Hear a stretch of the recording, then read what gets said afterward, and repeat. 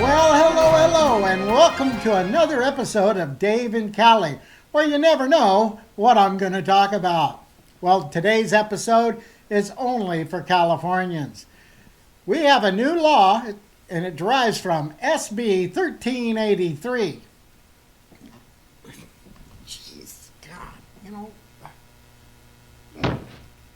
Anyway, sorry about that. You never know what's going to happen around here.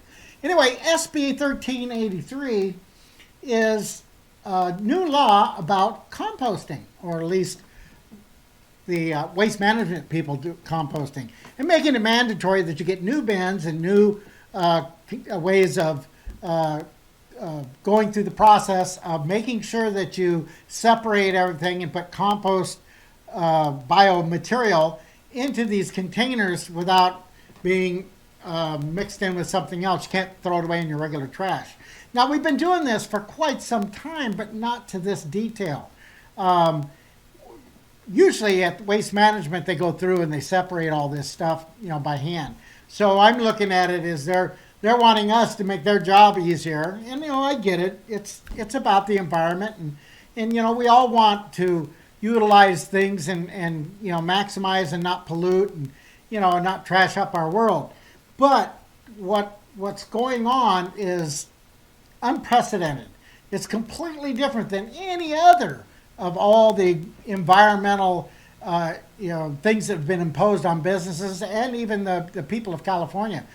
All the ones before that had a good faith clause in them, so that if you didn't quite do it right, or you accidentally put an apple core in the wrong place, or cardboard box ended up with the plastic or something, you wouldn't get a fine. It was kind of understandable as long as you were trying to do the right thing. And it goes along with businesses too. If you're a repeat offender, then obviously they would write you a citation.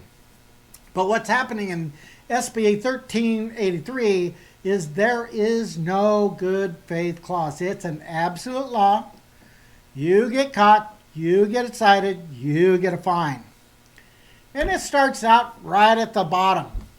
If you have employees throwing trash away and they're not trained properly how to dispose of all the waste properly, well, you get a $500 fine. Now, if you kind of went through it with them and then you went on with your business, but you never documented that you showed them, oh no, that's another $2,500 fine.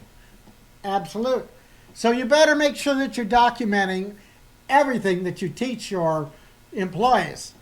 And anybody, and it could be even a private person, like say you have your own little nursery, or you got a lot of more than 2 yards of compostable material, then you are actually forced by law. You can't compost it yourself. You have to sign up for a service that comes and collects this. Now, Waste Management has been building these biogenerators. It started years ago. Matter of fact, in our town, we built one about 5 or 6 years ago. It was so successful that they built a second one. And what they used the first one for is they would compress the gas that came off from the bio digesters, and they would use it to run their trash trucks, the whole fleet. So they didn't have to buy diesel anymore, and they didn't have to hook up and run natural gas either. Wow, that's a pretty good win. Well, I'm thinking that's great. That's great. Of course, it helped their bottom line, and our trash collection price never went down. But, it's all for the good cause, I guess. So you're thinking, well, why did they build the second one if they run the fleet? Well, that's because they're selling it to the open market as well. So there's a profit there. It's so they can recoup some of their costs as our trash prices keep going up.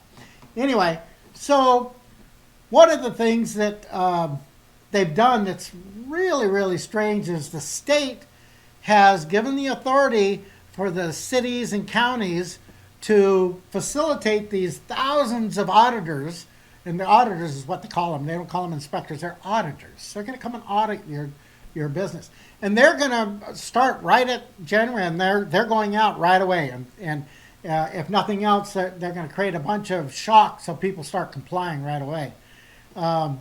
Anyway, the way it works is they will get a fine from the state if the state finds out that somebody, one of the businesses, local businesses, got some slack, or they didn't cite them for something that they should have cited them for.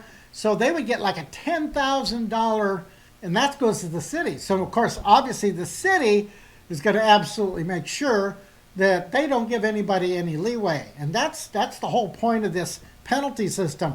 There's no leeway. There's no good faith in it at all. So now the worker, he goes out, the auditor, if he goes out and he says, well, I see you're trying and so forth, but, I have to write you this ticket because if I don't, I'll lose my job. So you can see that kind of pressure. And I don't know if the auditor can be fined for letting somebody go, but we know that the city or the county can. So it just kind of being forced all the way down. So it's really, really, really like police state kind of thing going on. But anyway, that's what's going on here in California. And, it's just one of those things that kind of upsets me. But I want to warn everybody, if it happens in California and you're sitting pretty over in Tennessee, or you're sitting pretty over in, Nevada or whatever, everything California does eventually works its way east. So I'm just giving you a warning. This is what California is doing. You may be doing it soon too. But it really gives another reason for businesses to say, to heck with it, I'm leaving California. So California doesn't take that balance. They don't say, well, if we go too hard, we're going to lose business. So they don't try to find that middle ground. Anyway, all right, guys, remember to like, share, and subscribe, and we'll see you on the next one. And I don't know what the next one's going to be. We'll see it.